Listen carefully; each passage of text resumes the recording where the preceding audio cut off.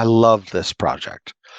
The Texas Horned Lizard Canine Detection Network is a group of volunteers and their human owners who have agreed to go through training specifically to identify horned lizard scat, horned lizards themselves, horned lizard shed skin, horned lizard eggs, to identify anything horned lizard out in the environment.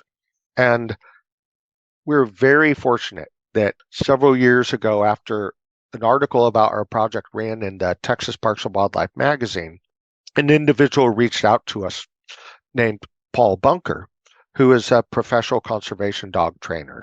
He has a company called Chiron Canine, and he offered his services in helping to train lizard detection dogs. And so we started with a single pilot student and her owner, and that effort was very successful. And this dog is very good at finding horned lizard scat in the wild.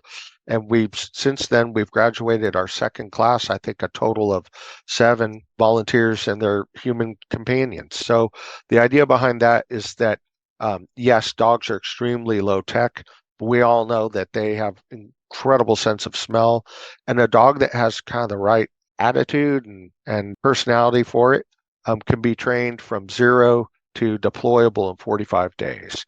Of course, that's also training the human because they work as teams.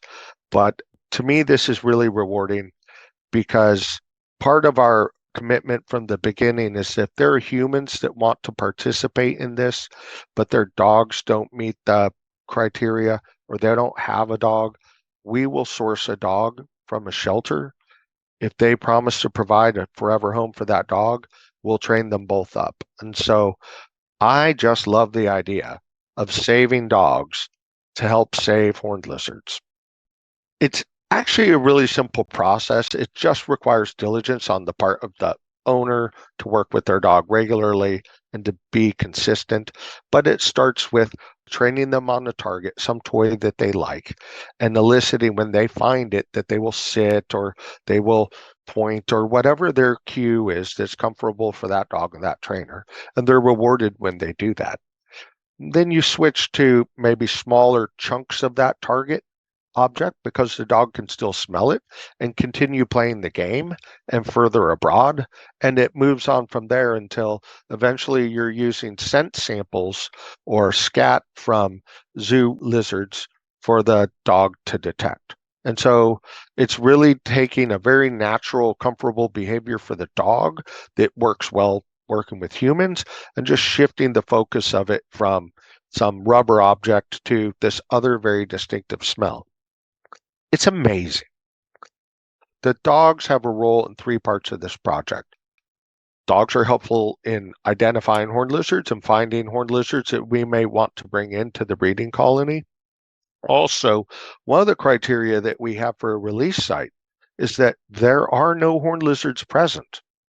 So the dogs are a very helpful tool in doing a pre-release survey to make sure that we haven't overlooked existing horned lizards, because the last thing we'd want to do is dump a bunch of horned lizards on an existing population. And then third, the most important role that the dogs have played so far, this is very important, is when we're conducting our post-release monitoring. So one of the main reasons why horned lizards still exist on this earth is that they're very difficult to find.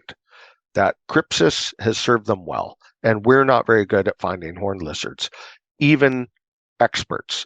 So, right, you're maybe going to find 1 in 10 lizards that are on the habitat in really great habitat with a team of professional lizard hunters. So we're hoping the dogs really help us change those